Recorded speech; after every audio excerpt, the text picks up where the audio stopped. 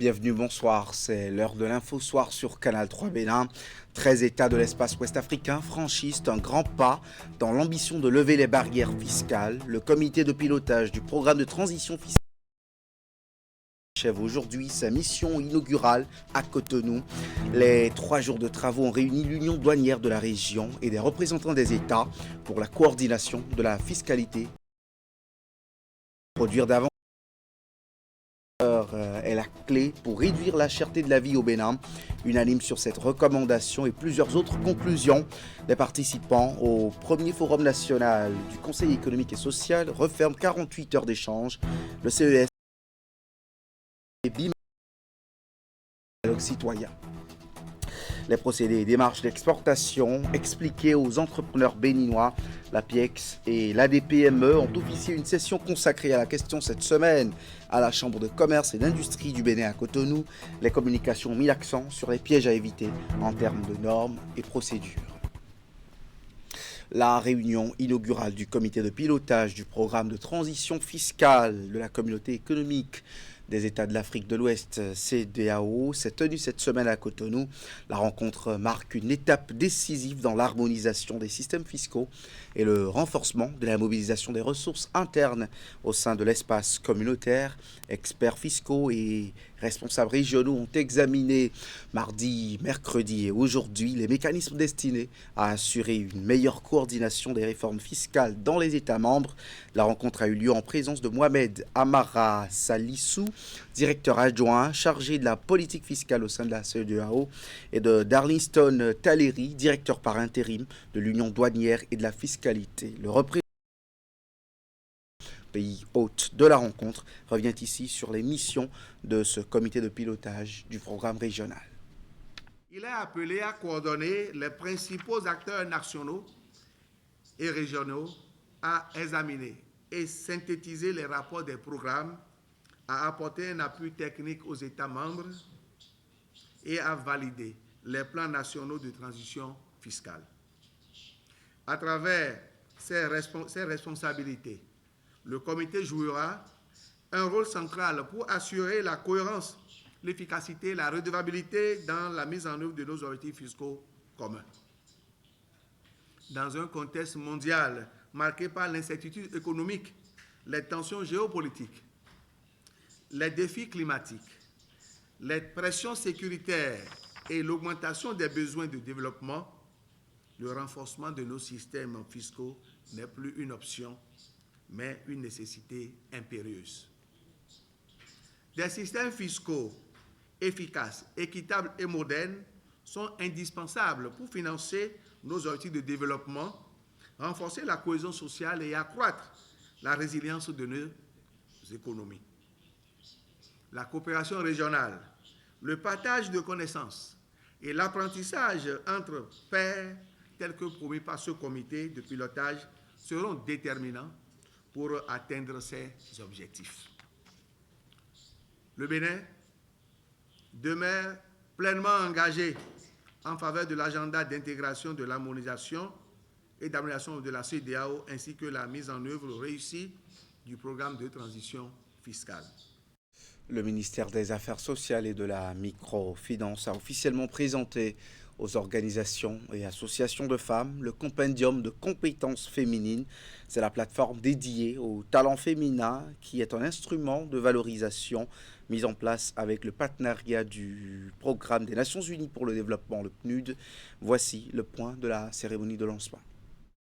Il ne s'agit pas d'un simple répertoire de femmes. C'est un véritable réservoir de compétences féminines instauré pour améliorer la visibilité des femmes sur le plan national et dans la diaspora. Désormais, nul ne pourra prétendre qu'il ne trouve pas de femmes compétentes. Le réservoir national des talents féminins est là, visible, accessible. Elle permet de recenser, de valoriser, de promouvoir les compétences des femmes dans tous les secteurs d'activité, y compris au sein de la diaspora. Elle favorise le réseautage, facilite la mise en relation avec les demandeurs de compétences, permet d'identifier les secteurs dans lesquels des mesures correctives doivent être envisagées. Mis en place depuis quelques années par le ministère des Affaires sociales avec l'appui du Programme des Nations Unies, le compendium des compétences féminines se présente comme un outil moderne de gouvernance, un levier d'équité. Nous sommes là aujourd'hui pour faire discrimination positive. L'OPNUD restera un partenaire engagé aux côtés du gouvernement et de l'ensemble des acteurs impliqués dans cette transformation, car l'égalité de genre est un accélérateur pour la transformation structurelle du pays. Nous encourageons également les partenaires techniques et financiers à soutenir ce mouvement essentiel pour une gouvernance plus inclusive chez nous au Bénin. La ministre Toyin Fodé a à l'occasion invité les femmes à massivement s'inscrire sur la plateforme afin de mieux valoriser leurs compétences. État civil au Bénin, plus de 75% des naissances ont été déclarées dans les guichets uniques installés dans des formations sanitaires depuis le mois d'août dernier par l'ANIP. Ces enfants enregistrés dans la phase pilote bénéficient en quasi-totalité d'une reconnaissance de paternité formalisée. L'Agence nationale d'identification des personnes a divulgué cette semaine les résultats à Cotonou pour des leçons à tirer et des décisions à prendre. Les précisions de l'atelier entre agents de santé et cadres de l'ANIP avec Candide Ouintor et Henri Ganti. Un atelier bilan de capitalisation pour lever un compte de voix sur les différentes avancées enregistrées grâce au guichet unique de déclaration et d'enregistrement des naissances dans les formations sanitaires publiques. L'occasion idéale pour l'ANIP et ses partenaires d'évaluer la réforme structurelle, analyser ensemble les difficultés rencontrées et enseignements tirés de l'expérience de pilotage. 6 mois après son lancement, le taux d'enregistrement dépasse les 75% dans les formations sanitaires pilotes. Il dépasse les 75%. Ce n'est pas une amélioration marginale, c'est un basculement structurel. Et au-delà du volume, la qualité progresse. Plus de 96% des enfants enregistrés disposent d'une reconnaissance de paternité formalisée. Au regard des divers résultats obtenus, l'ANIP ne compte plus faire marche arrière, car pour elle, il faut rendre la réforme irréversible pour garantir l'identité dès la naissance pour tous. Et 4 piliers essentiels sont à prendre en compte pour y arriver. Entre autres, des équipes formées et coordonnées, des plateformes robustes, des équipements disponibles et une connectivité sécurisée sur tout le territoire. L'UNICEF, aux côtés de WORI, réaffirme son engagement. La dynamique contribue durablement à garantir à chaque enfant son premier droit, le droit à une identité légale. Ensemble, veillons à ce que cette expérience pilote devienne une référence. Ensemble, poursuivons donc nos efforts pour bâtir un dès sa naissance dispose clé essentielle dans l'exercice de ces droits et pour la plateforme de déclaration des naissances sera bientôt mise à la disposition des sages-femmes au niveau des différentes formations sanitaires publiques sur toute l'étendue du territoire national. Un outil qui vise à simplifier davantage la déclaration et l'enregistrement des naissances et à améliorer la qualité des données. La souveraineté économique et la consommation locale vont à coup sûr augmenter le pouvoir d'achat des Béninois. Désormais, le bien-être au travail, la santé et l'identification de systèmes de protection sociale robustes doivent précéder la croissance économique. Ce sont là les principales conclusions du FONACES, Forum national du Conseil économique et social. La mise en œuvre de ces recommandations va permettre une meilleure qualité de vie au Bénin selon les acteurs réunis. Les travaux de 2 jours se sont refermés à Cotonou cet après-midi même. Compte rendu. Des dizaines de syndicalistes, employeurs, autres acteurs et plus de 1000 autres participants en ligne ont déconstruit le mythe de la fatalité face à l'inflation. À la lumière des sachants, dans ces travaux de 48 heures, les pouvoirs publics savent désormais quoi faire pour reléguer d'ici quelques années la cherté de la vie dans les ménages béninois au passé. Ce premier forum national du Conseil économique et social, FONACES, atteint donc son objectif, celui de définir le concept de panier citoyen. Grâce à vos contributions, nous l'avons façonné de l'alimentation à l'éducation, du logement à la connectivité numérique, en passant par les exigences de la santé, du loisir, de la culture. Ce référentiel objectivé pourra devenir cette véritable ligne conductrice pour les politiques publiques. À travers les échanges passionnés et réflexions profondes, les participants conviennent de ce qu'il ne suffit pas de baisser les coûts des produits pour un réel pouvoir d'achat. Dans l'optique de la redistribution de la richesse nationale, le Bénin doit se donner les moyens de produire davantage. L'agriculture, c'est 50% des Béninois. Donc, ce n'est pas possible de dire « je veux que la vie soit de moins en moins chère et je vais appauvrir les plus pauvres d'entre nous ». Donc, ce qui est fondamental, c'est comment on fait de la production plus efficace, de la productivité. Comment, parce qu'on sait le faire, passer de 8 tonnes de manioc à l'hectare à 35. On sait le faire aujourd'hui. Le livre blanc sur cette édition du FONACES va être présenté au président de la République et au bureau de l'Assemblée nationale. Les cafés du CES sont aussi institués pour être tenus tous les 2 mois. La commune de Toribocito dans l'Atlantique change progressivement de visage. La principale voie reliant Ruedo dans la commune d'Abomey-Calavi à Toribocito est bitumée et électrifiée depuis quelques mois, ce qui facilite la circulation des personnes et des biens évidemment. L'impact de cette infrastructure au quotidien, dans le quotidien des populations, est déjà perceptible. Teddy Goudalo a fait le constat. Il y a encore quelques années en arrière, emprunter la voie Ruedo-Toribocito relevait presque d'un parcours de combattant. Poussière en saison sèche, boue et impraticabilité en période de pluie, les usagers devaient faire preuve de patience et de courage. Aujourd'hui, le décor a complètement changé. La route est bitumée, des lampadaires solaires longent désormais l'axe et la circulation se fait avec fluidité et sécurité. Cette voie n'était pas du tout praticable. Il y avait assez de sable et ça nous mettait en difficulté. Aujourd'hui, la voie est très bonne. Avant là, notre voie pour passer là, c'est difficile. C'est difficile. Mais aujourd'hui, maintenant, la voie on a eu la voie et c'est propre, c'est goudronné. On peut rouler maintenant sans problème. Cette infrastructure qui relie désormais plus facilement la commune de Toribocito à Ruedo dans la commune d'Abomey-Calavi transforme progressivement le quotidien des populations. Conducteurs de taxi-moto, commerçants, riverains, tous constatent une nette amélioration de leurs conditions de déplacement. Le temps de trajet est réduit, les engins s'usent moins rapidement et les activités économiques gagnent en dynamisme.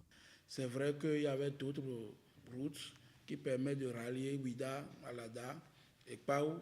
Avec le bitumage de la route Tori-Ruedo, je crois que Tori est totalement désenclavé. Tori est considéré comme le carrefour de l'Atlantique. Ce bitumage vient placer Tori, n'est-ce pas, dans cette position-là, qui est naturellement une position en fait, n'est-ce pas, à cette commune-là. Je vais remercier d'abord Dieu de nous donner une vision. Le président Patrice depuis 2016 fait beaucoup de merveilles au niveau du Bénin. Au-delà du confort, cette route symbolise surtout une ouverture et une nouvelle attractivité pour la commune. Elle facilite les échanges, stimule l'investissement local et rapproche davantage Toribocito des grands pôles urbains. La Chambre de commerce et d'industrie du Bénin a sa mission à initier comment exporter. Cette rencontre est une préparation des entreprises exportatrices et celles qui entrevoient de le faire d'ici quelques mois pour éviter les mauvaises surprises. La session s'est tenue en présence des représentants de certaines structures publiques comme la DP. Voici le compte-rendu de cette session. Les rudiments nécessaires pour réussir l'exportation de leurs produits. C'est le but de cette initiative de la Chambre de commerce et d'industrie du Bénin. Il y a des entreprises qui exportent par vocation. Il y a des entreprises qui exportent par nécessité, parce que elles ont une offre excédentaire, parce que le marché est petit et qu'il faut bien trouver des débouchés pour les produits, pour leur production. Il y a des entreprises qui exportent par opportunité. Au terme de ces exportatrices ou potentielles exportatrices devront mieux comprendre, voire maîtriser les aspects les plus importants de la préparation à l'exportation, les conditions d'accès au marché dans la sous-région et en Afrique, les conditions d'accès au marché dans le monde et les de réussite des opérations d'export. Plusieurs étapes sont à suivre pour une exportation optimale. Des étapes énumérées en 8 points qui partent de l'engagement du chef d'entreprise aux quelques participants apprécient. De cette séance, qu'il faut d'abord un déclic chez le promoteur, qu'il lui faut des aptitudes aussi, entre autres, et aussi certaines précautions qu'il faut prendre. Vraiment, c'est une très bonne idée. J'ai retenu les étapes de préparation d'aller à l'export. J'ai bien gardé ça. Et les expériences que nous avons partagées avec nous, c'est très intéressant. Il s'agit de la première d'une série de années qui va porter sur diverses thématiques en rapport avec l'exportation. Une initiative qui vise à permettre aux entreprises d'être plus compétitives. Les groupements à Tombi et Egbedon dans la commune de Savère reçoivent des équipes. Le don s'inscrit dans le cadre du renforcement du pouvoir économique des femmes et la promotion d'une croissance économique durable et inclusive. Le lot est composé de biodigesteurs et d'équipements divers complémentaires pour l'adoption de pratiques innovantes et performantes dans Imet Hélène Amoussou, Georges Voudouna. De la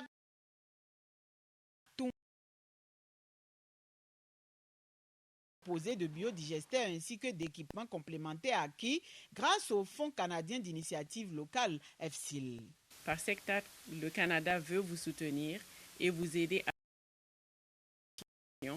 avec moins de coûts, plus d'efficacité et plus de respect pour l'environnement. Consciente de la valeur de cet investissement, nous nous engageons à faire de ces équipements des outils au service de toutes les femmes dans un esprit de solidarité et de partage.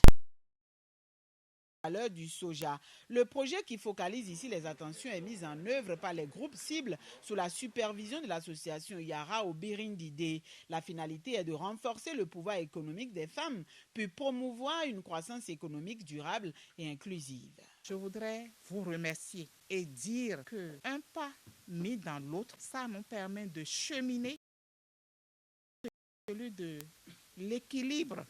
Je ne dis pas parité. Je ne dis pas non plus égalité, mais de l'équilibre dans la gestion financière, dans les décisions, dans l'éducation, dans l'accès au bien-être que nous recherchons tous. Cette initiative constitue pour nous un exemple à promouvoir et à répliquer, car elle démontre que l'innovation aux réalités locales peut générer des changements durables. À ce lot d'équipements auxquels elles ont eu droit, ces femmes disposent désormais commerciales, de même que le leadership nécessaire pour évoluer vers des pratiques plus durables et performantes. Ganou Pérou, un village de l'arrondissement de Orucayo dans la commune de Kouandé, a vibré au chant et au rythme de la fête identitaire dénommée Yopaka. Il s'agit de la fête du Petit Mille, cette réjouissance populaire de reconnaissance aux divinités qui, elles, ont été garantes des récoltes abondantes de la saison. Abdou Sahabi Idrissou nous en dit plus.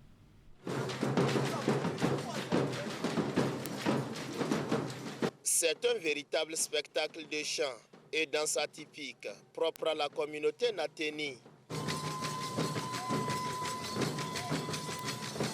Le festival Yopaka, une fête identitaire et culturelle, mobilise chaque année les filles et fils de la communauté Nateni autour de leurs traditions.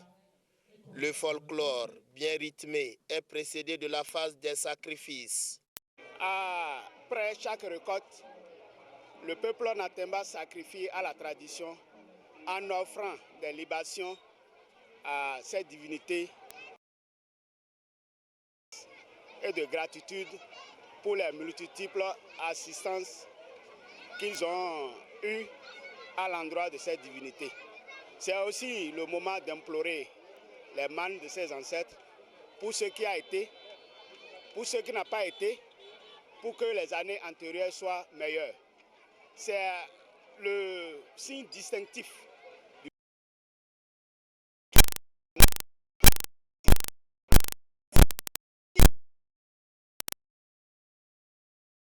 d'apprendre. C'est une des choses qu'on ne connaissait pas. On les découvre lors de ces événements. Par exemple, les danses culturelles et les danses traditionnelles. Et il y a aussi beaucoup d'autres. Alors, c'est aussi le lieu de remercier et de saluer tous qui, de près et de loin, ont contribué de diverses manières pour l'organisation et la réussite de cette célébration. Pour l'occasion, des plats copieux ont été dégustés. En sport, pour finir ce journal, dans le cadre de la trêve internationale féminine de ce mois de février, les Amazones du Bénin livrent 2 matchs amicaux dans quelques jours. 2 matchs test pour la sélection nationale féminine qui bénéficie d'un tout premier regroupement au cours de cette trêve internationale de 2026 février, l'heure de la revue de troupes et d'un stage qui va permettre aux Amazones de pouvoir se retrouver dans un cadre de travail de haut niveau. Les précisions de Candide Mouento dans ce reportage. C'est une première historique pour la sélection nationale féminine d'entrer en regroupement à l'occasion d'une trêve internationale. Noélie Abamo et ses coéquipières ont 2 matchs amicaux à disputer au cours de la fenêtre FIFA féminine de février 2026 face à la Côte d'Ivoire et au Kenya. Conséquence directe des résultats prometteurs récemment obtenus sur la scène africaine. Nous sommes ravis d'être ici avec l'équipe féminine qui a, à travers ces résultats, donné envie au gouvernement à travers le ministre Benoît Dato afin de pouvoir répondre présent aux matchs amicaux, même si tout ça a été précipité. Le ministère des Sports ne veut donc pas lésiner sur les moyens pour créer les conditions favorables en vue de permettre aux Amazones de briller davantage sur le continent. Et c'est une occasion pour elles de franchir un nouveau cap, celui de la confirmation de leur montée en puissance de ces derniers mois qui leur a permis de gagner 6 places au dernier classement FIFA. Le regroupement a été lancé ce mercredi à Abidjan, en Côte d'Ivoire, avec une première séance d'entraînement dans leur quartier général à Cocody. Des exercices de relaxation parce que pour éliminer un peu la fatigue du voyage. On avait 15 qui avaient quitté Cotonou, il y a 2 qui nous ont rejoints, il y a Martine Ressano et Yamine Yolande. Et on attend les autres qui vont nous rejoindre. Loin d'être un simple rassemblement, c'est aussi un cadre d'observation de nouvelles joueuses pour l'encadrement technique. 2 nouvelles têtes sont attendues à Abidjan parmi les 25 joueuses convoquées. Adamon Florian, société de l'US Critel, et Christopher Lorraine de Vaux-la-Rochette. Nous allons continuer avec, comme d'habitude, des exercices tactiques et permettre au groupe d'avoir des travaux de cohésion. Elles ont quelques jours pour préparer ces 2 matchs tests sous la houlette du duo technique Ouzero Adikatou avant de défier les éléphants d'âme de la Côte d'Ivoire le samedi 28 février au stade Félix Houphouët-Boigny. Suivra le second match face au Harambee Starlet du Kenya le 2 mars au stade olympique Alassane Ouattara d'Ebimpe. Allez, c'est tout pour cette édition. Merci de l'avoir suivi comme tous les soirs. À 20h, l'Info Continue vous propose ses soutiens spontanés en faveur des duos candidats. Romuald Rouy et Jules Léandre Kitty croisent leurs regards.